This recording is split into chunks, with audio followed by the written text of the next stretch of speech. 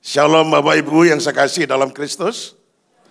Pertama kali saya ucapkan terima kasih kepada Tuhan dan juga kepada Bapak Ibu Gembala, Om Julius dan Ibu yang sekarang sedang berjalan karena besok akan berangkat ke Pineng dalam rangka pengobatan matanya. Terima kasih kepada Bapak Wakil Gembala, Bapak Pendeta Wahyudi Rusli, yang juga memberikan kesempatan bagi saya untuk menyampaikan firman Tuhan. Haleluya. Nah, inilah tema dari firman yang akan saya bawakan, kebesaran Tuhan dalam badai. Mari kita membuka ayatnya di dalam kitab Mazmur, yaitu pasal yang ke-29, ayat yang pertama sampai ayat 11, yang berbunyi demikian. Kebesaran Allah dalam badai, Mazmur Daud. Kepada Tuhan, hai penghuni sorgawi, kepada Tuhan sajalah kemuliaan dan kekuatan. Berilah kepada Tuhan kemuliaan namanya, sujudlah kepada Tuhan dengan berhiaskan kekudusan. Suara Tuhan di atas air, Allah yang mulia mengguntur, Tuhan di atas air yang besar. Suara Tuhan penuh kekuatan, suara Tuhan penuh semarak. Suara Tuhan mematahkan pohon aras, bahkan Tuhan menumbangkan pohon aras Libanon. Ia membuat gunung Libanon melompat-lompat seperti anak lembu, dan gunung Sirion seperti anak banteng. Suara Tuhan menyemburkan nyala api. Suara Tuhan membuat padang gurun gemetar. Tuhan membuat padang gurun Kades gemetar. Suara Tuhan membuat beranak rusa betina yang mengandung, bahkan hutan digundulinya, dan di dalam baitnya setiap orang berseru hormat. Tuhan bersemayam di atas air bah. Tuhan bersemayam sebagai raja untuk selama-lamanya.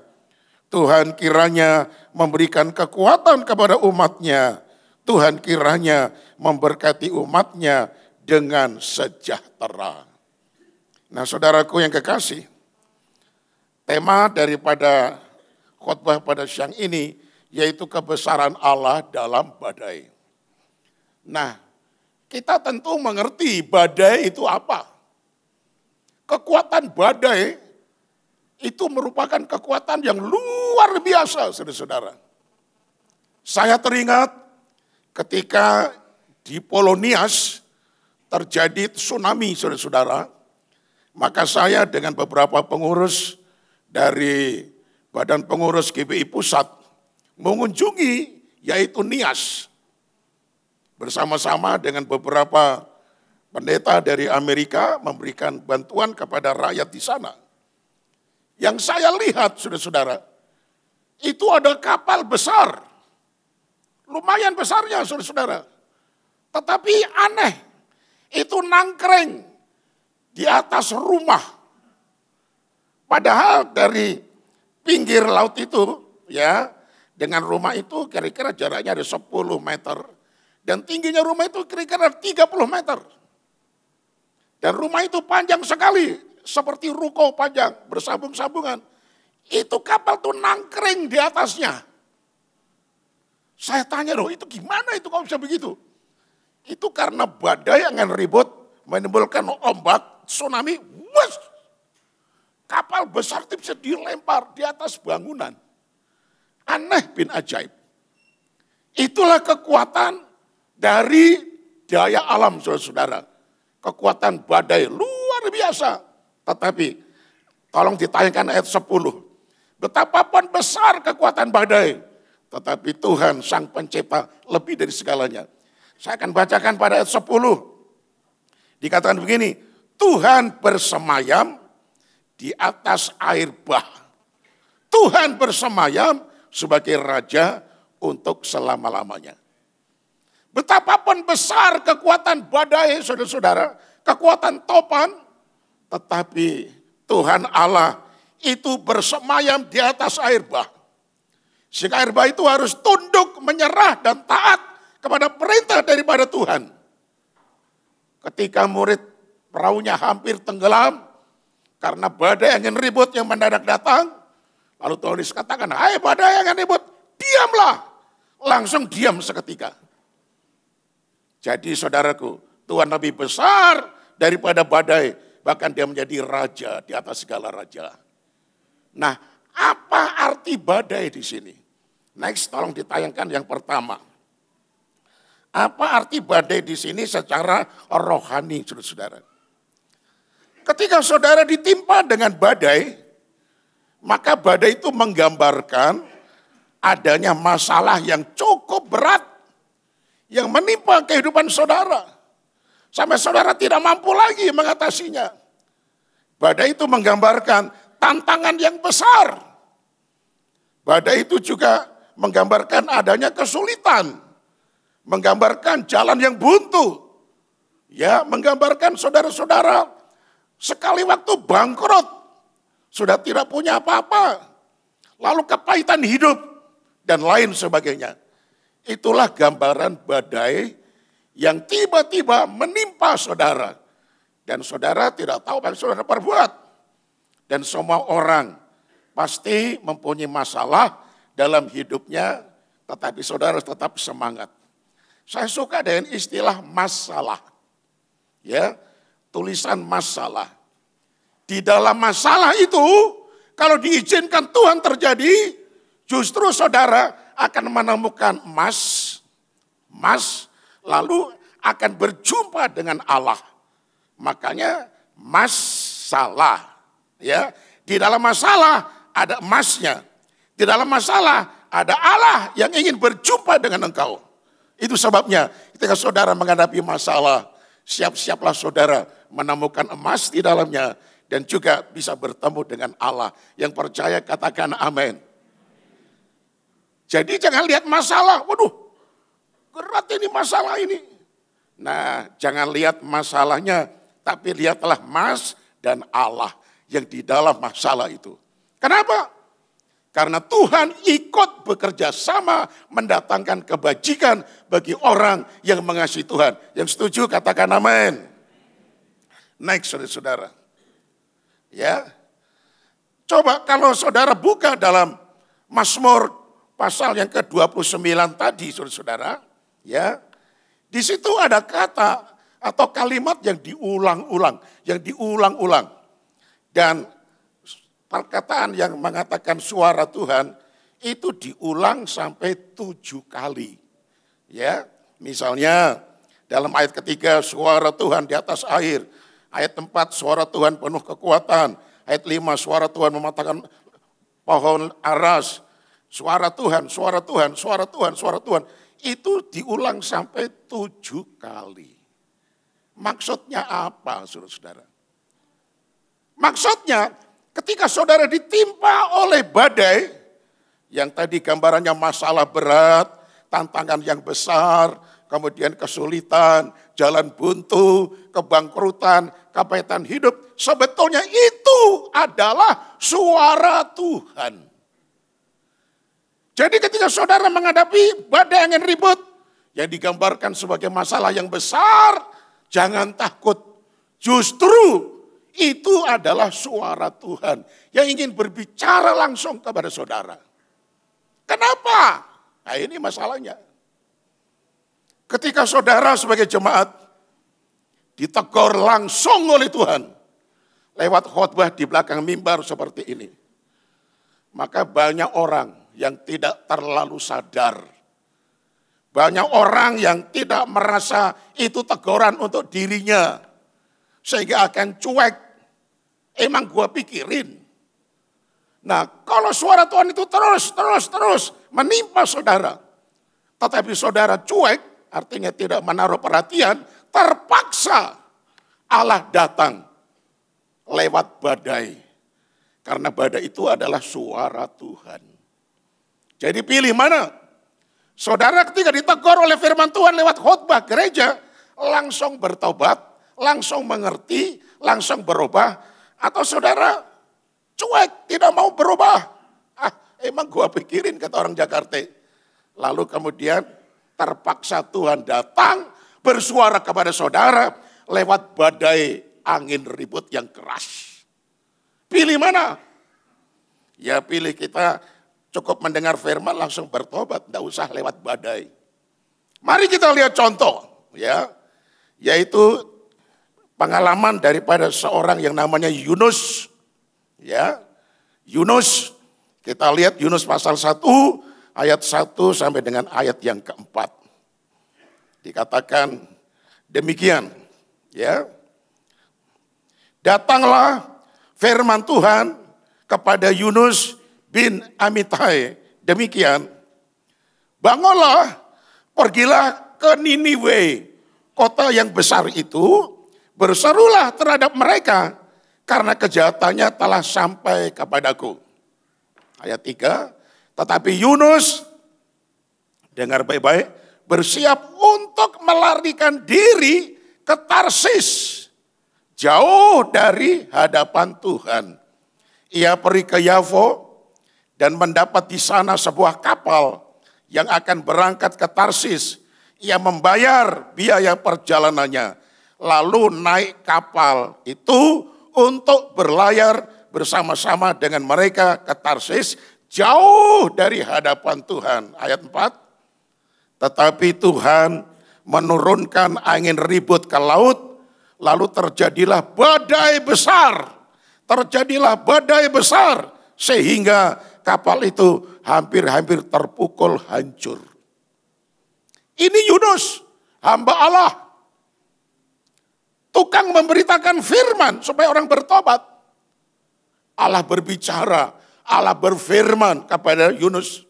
Hei Yunus, pergilah kau ke kota besar itu, di sana itu kota Niniwe. Penduduknya melakukan dosa sudah segini. Supaya mereka bertobat. Kalau tidak bertobat, aku akan membakar habis itu kota Niniwe. Seperti Sodom dan Gomora. Ya, pergi ke sana, ingatkan mereka bahwa aku akan membakar kota itu. Tetapi Yunus takut, saudara. Dia tahu penduduk Niniwe orang jahat. Nanti kalau dia memberitahukan penghukuman Allah, dia pasti ditangkap, dia dibunuh. Yunus pikir, daripada saya nanti disengsarakan, dibunuh, mendingan saya lari aja dari hadapan Tuhan. Jadi Yunus disuruh pergi ke Niniwe di sana. Tetapi Yunus melarikan diri menuju ke Tarsis di sana. Dengan naik kapal besar. Dia membayar harganya. Dia naik di paling bawah, di dek bawah, saudara-saudara. Dia pikir dia ngumpet, selamat saya. Nggak ada orang yang tahu. Dia pikir Allah juga nggak tahu. Nah, ketika dia sudah merasakan kapal itu jalan, wah enak, dia tertidur nyenyak, saudara-saudara.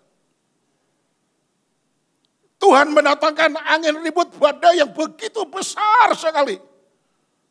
Sehingga kapal besar itu hampir-hampir tenggelam. Wah, itu awak kapal sudah membuang segala macam muatan. Dibuangnya semuanya. Tetapi semakin oleng, semakin hebat. Lalu nakoda tahu, kalau ada peristiwa alam yang tiba-tiba terjadi, tidak bisa dideteksi sebelumnya. Oh, pasti dewa-dewa marah ini dia. Ada salah satu penumpang yang telah berbuat dosa kepada dewa-dewanya atau kepada Tuhan Allahnya.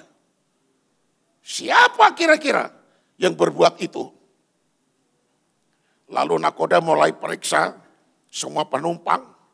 Kok tidak ada yang mencurigakan ini? Sampai ke bawah, iya ampun ini orang tidurnya nyenyak lagi. Hai bangun. Jangan-jangan kamu sudah berbuat dosa terhadap Tuhan Allahmu. Sehingga kapal kita diterjang badai yang ribut yang begitu luar biasa kuatnya. Hampir tenggelam. Orang pada sibuk. Takut mati. Lalu kamu bisa tidur nyenyak di sini. Ayo bangun. Dibawa ke atas. Orang melihat dia. Tetapi awak kapal masih berusaha menyelamatkan kapal itu. Ombak semakin besar, badai semakin besar. Akhirnya nakoda katakan, kita harus membuang undi. Siapa yang kedapatan, ini biang keroknya, mesti dibuang ke dalam lautan. Supaya dewa-dewa atau Tuhan Allahnya enggak marah. Akhirnya dipersiapkan ya gulung-gulung kertas, itu undian dibagi semuanya. Ya, sudah, nakoda bilang sudah semuanya. Sekarang 1, 2, 3 buka semuanya. Jadi kertas undian dibuka. Yang lain katakan ya kosong gak ada tulisannya. Tapi begitu Yunus melihat gulungannya.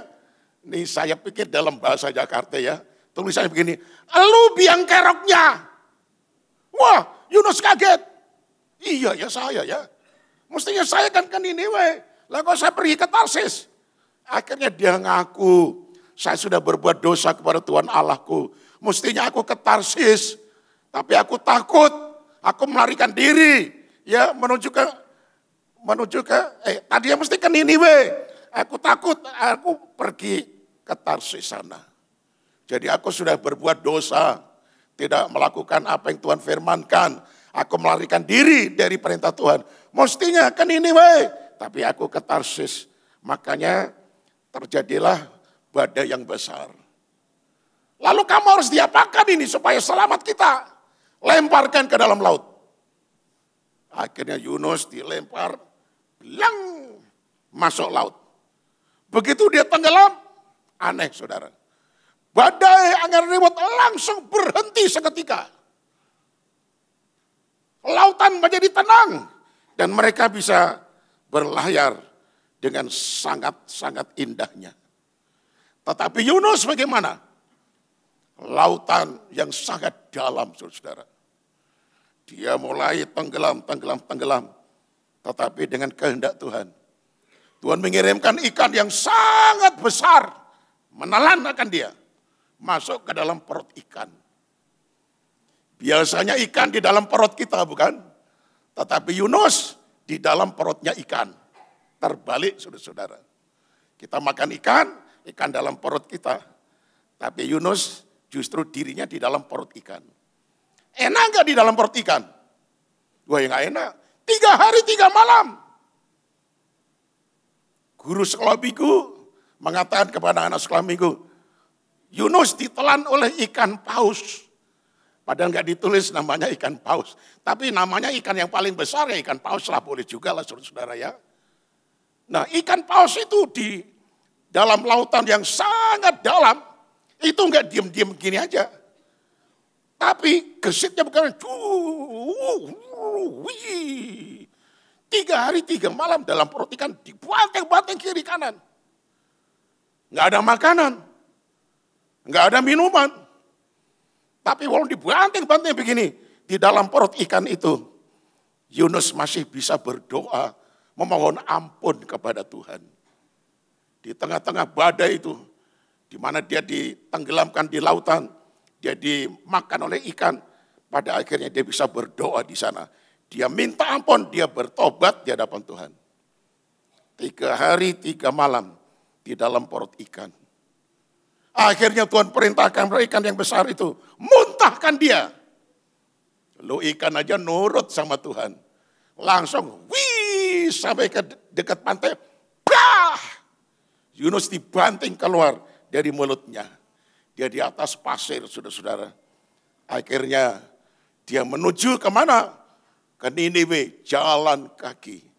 Berhari-hari baru sampailah ia di kota Niniwe. Lalu dia mulai berkhotbah. Apa yang Tuhan berikan kepada dia, itu disampaikan kepada orang-orang Niniwe. Ternyata sejahat-jahatnya orang Niniwe, saudara-saudara, ketika mendengar khotbah daripada Yunus, mereka sadar, mereka bertobat. Raja Niniwe mengatakan, hei seluruh penduduk, termasuk binatang, jangan makan, kita puasa, kita bertobat, minta ampun kepada Tuhan. Mereka benar-benar melakukan pertobatan. Mereka mohon ampun kepada Tuhan. Mereka tidak makan, tidak minum beberapa hari. Ketika Tuhan melihat, Tuhan mengatakan, Karena mereka bertobat dan menyesal.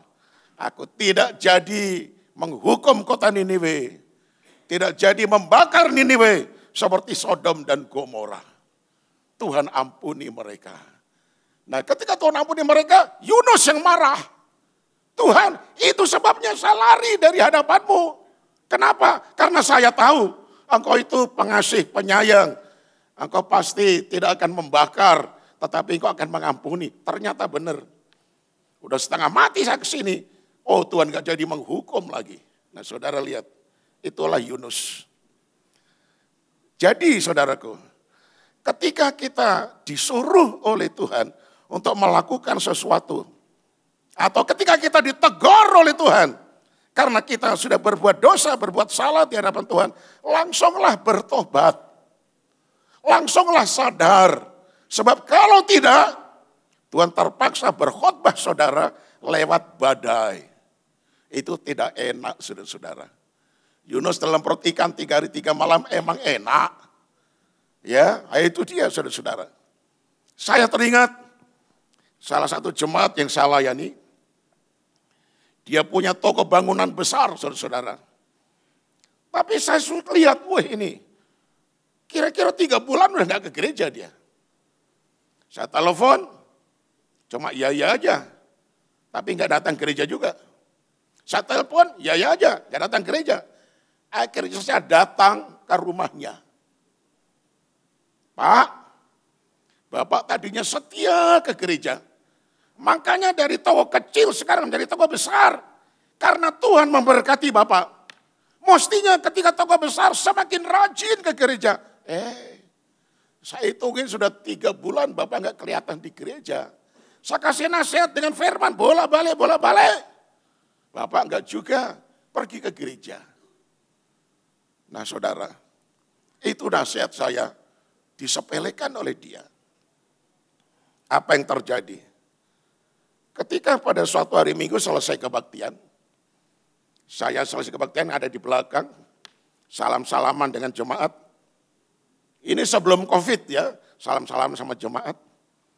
Begitu selesai, HP yang saya kantongin bunyi saudara. Saya pencet, karena masih ada salaman, bunyi lagi.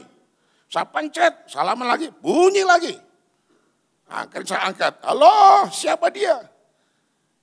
Yang bicara itu pembantunya, karena satu nomor telepon ini, nomor teleponnya dia. Pak Pendeta, tolonglah Pak, lekas ke rumah Pak, lekas Pak, langsung ditutup. Ya ampun, ada apa ini? Langsung saya pergi ke rumahnya. Enggak jauh dari gereja, saudara-saudara. Di situ masyarakat banyak sekali kumpul. Polisi sudah ada di situ. Ada garis lain dari polisi membatasi itu. Lalu saya minta jalan, saya masuk. Pak polisi, perkenankan saya boleh masuk. Bapak siapa? Saya pendetanya Pak, dari keluarga ini. Oke, silakan masuk. Begitu saya masuk, yang punya toko, si suami lelaki ini dia duduk di kursi. Mohon maaf ya, 2 tangannya diikat sama tali rafia. Kencang sekali. Kedua kakinya diikat sama tali rafia. Mulutnya disumpal sama handuk. Ya, begitu dia tahu saya masuk.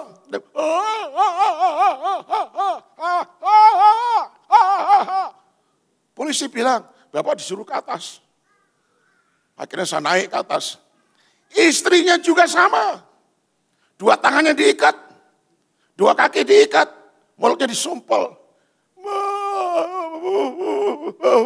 Nangis saudara. Lalu bilang sama Pak Polisi, sudah cukup lama ini. Tolong sekarang Bapak buka talinya. Ya buka sumpelan di mukanya. Dia bilang, tadi pembantu bilang, suruh nunggu Bapak, ya saya belum buka. Bapak datang, oke. Dibuka, semua dibuka. Waduh saudara, dia nangis. Dia mau menyembah saya apaan menyembah orang? Gak boleh, duduk. Dia cerita habis. Itu hari Minggu. Pak, kenapa kok begini? Pak, mohon maaf ya Pak, ampun Pak. Dulu ketika Bapak pergi ke sini, kasih nasihat dengan firman, saya mengatakan, Pak tolonglah Bapak mengerti. Hari Sabtu, hari Minggu, itu toko saya laris, bukan main. Orang sampai ngantri beli bahan bangunan. Lah kalau Minggu satu tutup, rugilah saya. Oh gitu. Lalu Bapak ngomong gitu kan. Lalu Bapak ngomong, oke, kalau gitu tak doain supaya kamu bangkrut ya. Supaya kamu bisa ke gereja. Ah jangan gitu dong Pak, saya akan ke gereja. Lalu saya ke gereja kapan Minggu? Tapi nggak kerja lagi 3 bulan. Wah coba saudara-saudara. Oke, akhirnya urusan polisi banyak sekali, cukup panjang. Polisi sudah mulai keluar, orang-orang pada nonton sudah pada keluar, pulang. Saya doakan dia. Tenang ya. Oke. Seminggu kemudian, saya telepon sama dia menjelang hari Minggu. Ya, Pak, kalau dihitung-hitung, kerugian Bapak dirampok itu berapa? Kan dirampok habis-habisan. Ada 5 orang. 5-5-nya bawa celurit, saudara. Ya, nah, jangan bergerak. Celuritnya dikalungkan di sini. Sama istrinya disuruh naik ke atas, belum disumpel. Disuruh buka, dia punya berangkas simpanan harta bendanya. Itu orang itu punya pikiran masih kuno. Uang-uangnya nggak ada satu pun yang disimpan di bank. Harta karunnya emas, intan dan sebagainya berlian. Itu nggak pernah disimpan di dalam tempat titipan di bank. Disimpan di situ. Buka ini. Mana kuncinya? Langsung diceloknya digini. Udah luka sini. Akhirnya nurut dibuka, terbuka. Semuanya dirampas habis-habisan. Semuanya dirampas habis-habisan. Lalu saya tanya, lah ya berapa? Pak, Bapak pernah khotbah saya masih ingat. 1 hari di pelataran bait suci. Lebih baik, lebih berharga daripada 1000 hari di tempat lain. Jadi kalau Bapak berapa kerugiannya? Kerugiannya begini Pak, kalau saya tongkrongin toko ini 1000 hari, hasilnya semuanya itu yang dirampas oleh penjahat tadi. Oh, jadi sekarang ngerti ya? Iya Pak. Berarti 1 hari di rumah Tuhan itu harganya seperti 1000 hari nongkrongin toko dengan keuntungan yang sangat banyak. Hilang semuanya. Jadi sekarang gimana? Enggak ada cara lain. Tolong Pak doakan supaya saya bertobat sungguh. Mulai minggu depan dia mulai rajin ke gereja saudara. Mulai dari 0. Karena barang-barang yang di tokonya kan kebanyakan masih utang. Nah itu dia masalahnya. Jadi kalau ditegur dengan firman biasa, entah lewat pembacaan Alkitab pribadi, entah lewat nasihat orang tua, entah lewat nasihat dari belakang mimbar dari pendeta khotbah, saudara tidak menurut, berkali-kali tidak menurut, terpaksa Allah berkhotbah kepada saudara lewat badai. Emang enak lewat badai saudara. Ya, jangan sampai seperti itu. Cukuplah lewat firman ditegur, amin Tuhan. Lakukan dengan baik. Saudara akan diberkati Tuhan dengan sangat luar biasa.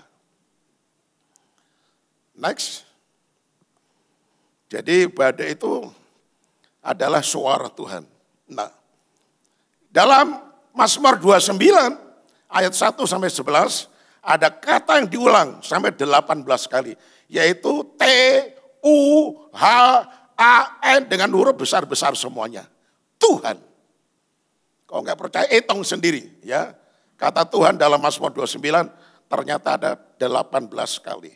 Nah, kalau dalam satu pasal atau satu perikop ayat, ada kata kalimat diulang-ulang lebih dari 2-3 kali, itu camkan baik-baik. Mengandung pelajaran yang sangat dalam. Apa artinya? Kata Tuhan sampai 18 kali. Nah saudaraku, ketika saudara menghadapi badai, tantangan, masalah besar, percobaan yang sangat-sangat tidak mungkin saudara bisa hadapi, nggak usah takut, nggak usah gentar, nggak usah kecewa, nggak usah frustrasi. Justru di tengah-tengah masalah itu, saudara bisa berjumpa dengan Tuhan secara langsung. Di dalam masalah, itu ada Masnya dan ada Allahnya. Saya kasih contoh, Daniel 3 ayat 16 sampai 18. Ya, lalu Sadrah, Mesa dan Abednego, ini saya Abednego saudara ya, menjawab Raja Nebukadnezar, tidak ada gunanya kami memberi jawab kepada Tuanku dalam hal ini.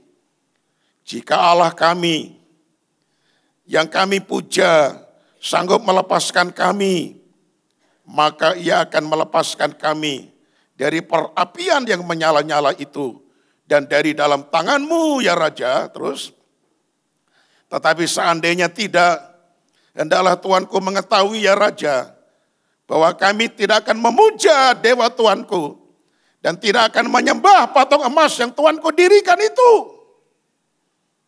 Nah, saudaraku, maka meluaplah, ya terus tadi betul, maka meluaplah kegeraman Nebukadnezar. Air mukanya berubah terhadap Sadrah, Mesa dan Abednego. Lalu diperintahkannya supaya perapian itu dibuat 7 kali lebih panas dari yang biasa. Nanti baca seterusnya di rumah. Raja Nebukadnezar, Raja Babilonia, raja yang besar. Dan Babilonia itu merupakan negara adidaya pada zaman itu. Raja membuat patung dari emas. Tinggi sekali. Dan didirikan sebuah lapangan yang luas. Lalu dikasih pengumuman. Nanti saatnya tiba, semuanya kumpul di lapangan.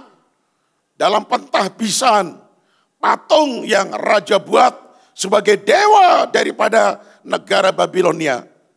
Ketika gong, alat-alat bunyian dibunyikan semuanya gemerincing, maka kalian harus sujud menyembah kepada dewa yang akan ditabiskan pada hari ini.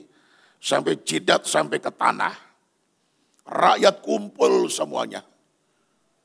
Tentara-tentara mulai melihat nggak ada rumah lagi yang masih ada orangnya, kosong semuanya. Berapa ribu kumpul semuanya. Raja kasih aba-aba. Semua alat-alat bunyi-bunyian, gong, semuanya dipukul. Gemerincing. Menggema di mana-mana. Semua rakyat sujud menyembah. Sujud menyembah. Sujud menyembah. Raja melihat, di belakang sana ada 3 orang yang berdiri. Kurang ajar itu dia. Siapa itu dia? Panggil dia. Panggil mereka. Ternyata ketika disuruh menghadap raja, ya ampun. Sadrah, Mesa, Abednego. Hai kalian, tolong dengar. Apa kalian tuli? Apa perlu dibunyikan lagi gong dan alat-alat bunyian? Lalu kemudian kamu bertiga sujud menyembah. Bagaimana kira-kira? Dia menjawab, saudara-saudara. Yaitu ayat 16 ini luar biasa. Ini kekuatan iman mereka. Saya angkat 2 jempol saya. Lalu Sadrah, Mesa dan Abednego menjawab Raja Nebukadnezar. Ya, tidak ada gunanya kami memberi jawab kepada Tuanku dalam hal ini. Terus, jika Allah kami yang kami puja sanggup melepaskan kami, maka ia akan melepaskan kami dari perapian yang menyala-nyala itu dan dari dalam tanganmu Raja. Saudara lihat. Iman mereka luar biasa. Tidak ada gunanya kami jawab Tuan Raja. Kalau Tuhan yang kami sembah melepaskan kami dari perapian api itu, selamatlah kami. Seandainya tidak, dia tidak menyelamatkan kami, walaupun kami terbakar habis, enggak apa-apa. Kami tidak akan menyembah kepada patung yang Tuhan dirikan. Hanya Allah yang disembah oleh Abraham, Ishak dan Yakub, nenek moyang kami, Allah Israel. Itulah yang kami sembah, Allah pencipta langit dan bumi. Iman mereka luar biasa. Mati hidup untuk Tuhan. Raja marahnya bukan main. Air mukanya memerah. Panaskan itu api 7 kali lipat.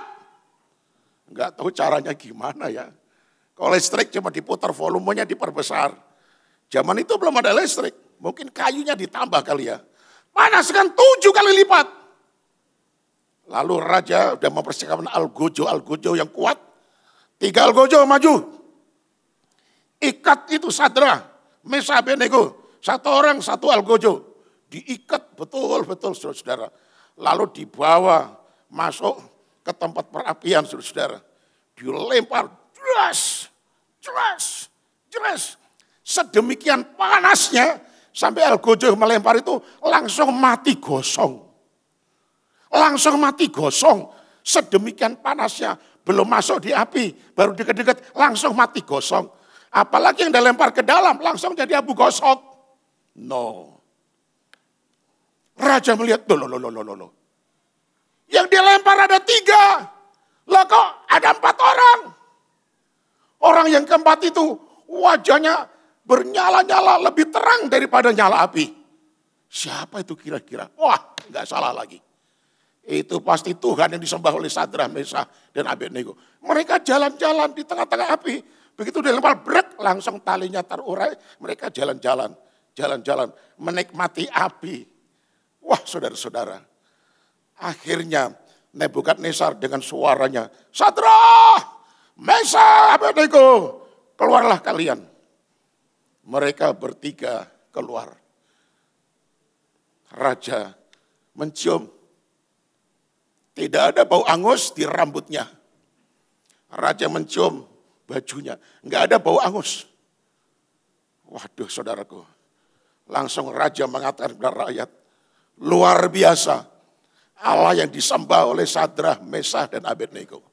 Tolong kalian dengar semuanya. Barang siapa mengganggu ibadahnya 3 orang ini.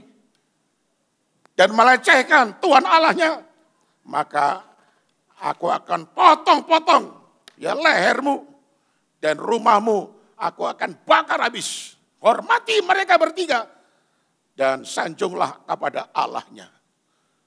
Nah saudaraku, akhirnya 3 orang ini diberikan jabatan yang tinggi di pemerintahan Nebukadnezar. Justru di tengah-tengah badai, mereka berjumpa dengan Tuhan sehingga api tidak menghanguskan. Di tengah-tengah badai, Tuhan turun. Kenapa turun? Dia tidak tahan melihat anak-anaknya di bumi ini. Ketika dia mengatakan, Tuhan, kalau Tuhan yang kami sembah sanggup melepaskan kami, selamatlah kami. Tapi seandainya tidak, kami mati dibakar sekalipun, kami tetap tidak akan mau menyembah kepada patung raja. Ketika Tuhan mendengar itu enggak tega, langsung turun di tengah-tengah api, makanya api tidak membakar habis mereka. Waduh saudaraku, seperti Stefanus, gara-gara Saul, yang nantinya bertobat menjadi Paulus, maka Stefanus ini gara-gara memberitakan Injil, dia diseret keluar kota, dilempari dengan batu.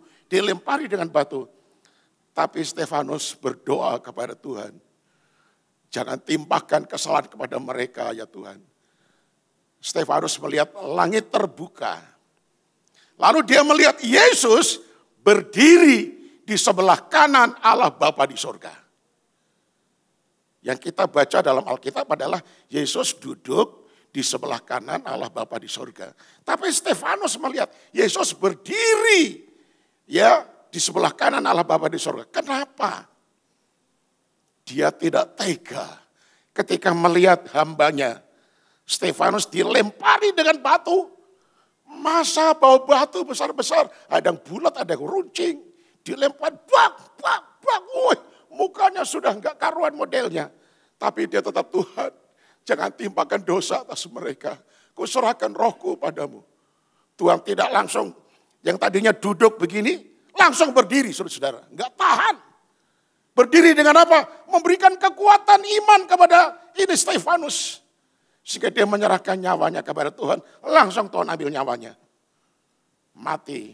Karena di dalam Injil dia memberitakan Injil dengan setia. Saudaraku, buatlah Tuhan Allahmu tidak tega terhadap engkau. Ketika di dalam menghadapi badai besar, masalah, pencobaan, dan lain sebagainya. Tapi engkau tetap setia, semakin setia, semakin cinta Tuhan. Tuhan gak tega. Langsung datang kepadamu. Di tengah-tengah badai engkau akan berjumpa dengan Tuhan. Yang setuju katakan amin. Luar biasa Tuhan punya cara untuk menopang kita saudara-saudara. Ya, nah saudaraku yang kekasih. Next selanjutnya. Yang keempat, apa maksudnya Tuhan izinkan badai? Apa yang Tuhan lakukan selalu ada tujuannya, ada maknanya, ada maksudnya. Ini maksudnya, Mazmur 29 ayat 1 dan 2. Kebesaran Allah dalam badai, Mazmur Daud. Kepada Tuhan, hai penghuni sorgawi, kepada Tuhan sajalah kemuliaan dan kekuatan. Terus ayat 3. Berilah kepada Tuhan, kemuliaan namanya, sujudlah kepada Tuhan dengan berhiaskan kekudusan. Nah saudaraku yang kekasih, ayat 1 dan 2 ini menyimpulkan adanya aktivitas. Adanya aktivitas dari orang yang terkena badai. Sehingga berkata begini, ya, berilah kepada Tuhan, kemuliaan namanya, sujudlah kepada Tuhan dengan berhiaskan kekudusan. Dengan diizinkannya badai menimpa dan orang itu sadar, muncullah aktivitas rohaninya di hadapan Tuhan untuk selalu memuliakan Tuhan, untuk selalu ya memasyurkan nama Tuhan, lalu hidup di dalam kekudusan, takut kepada Tuhan. Kadangkala aktivitas rohani dalam diri kita ini melempem seperti kerupuk yang sudah kena angin, saudara. Hari Minggu, Minggu lagi, ke gereja lagi. Itu namanya sudah melempem imannya. Mestinya kan, wih puji Tuhan hari Minggu. Ayo mam, ayo anak semuanya bangun yuk, kita mandi ke gereja. Nah itu begini.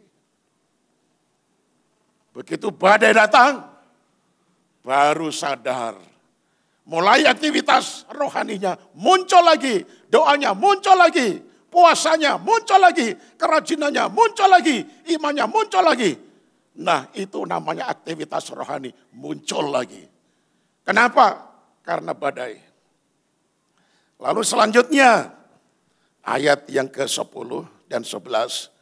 Tuhan bersemayam di atas air bah. Tuhan bersemayam sebagai raja untuk selama-lamanya. Nah di sini dulu. Timbul pengakuan iman. Badai angin ribut besar sekalipun. Tetapi Tuhan lebih dari segala-galanya. Malah ia bersemayam di atas air bah. Dia menguasai air bah. Sehingga air bah itu tidak berkuasa. Tuhan bersemayam sebagai raja untuk selama-lamanya. Terus berikutnya ayat 11. Tuhan kiranya memberikan kekuatan kepada umatnya. Tuhan kiranya memberkati umatnya dengan sejahtera. Ini maksudnya Tuhan mendatangkan badai. Karena Tuhan ingin memberikan kekuatan kepada umatnya. Dulu saya sering ke Bandung nyopir sendiri. Lewat puncak. Saya lihat di atas gunung-gunung bukit. Banyak pohon cemara. Yang lainnya enggak ada, pohon cemara aja. Kenapa? Pohon cemara itu ditanam di tempat yang tinggi. Badai angin ribut melanda dia. Dia hanya meliuk-liuk ke kiri kanan. Ya, ke kiri kanan. Badai berlalu, dia tegak kembali. Nanti badai datang, wah dia menari-nari lagi. Karena ditiup badai, ya meliuk-liuk ke kiri ke kanan. Badai berlalu, tegak lagi.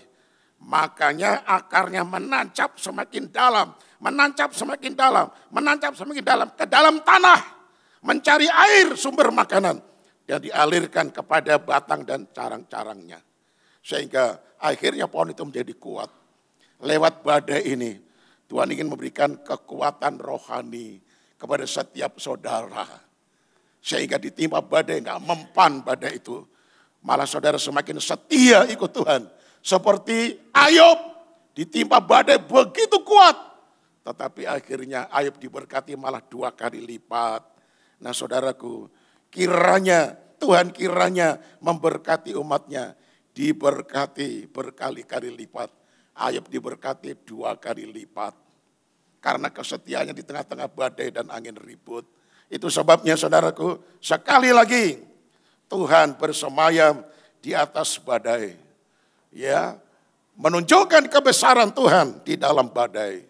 Justru di dalam badai kita berjumpa dengan Tuhan dan kita mendapatkan pertolongan dari segala mara bahaya dan kita mendapatkan kekuatan iman dan berkat. Amin. Berikan kemuliaan kepada Tuhan.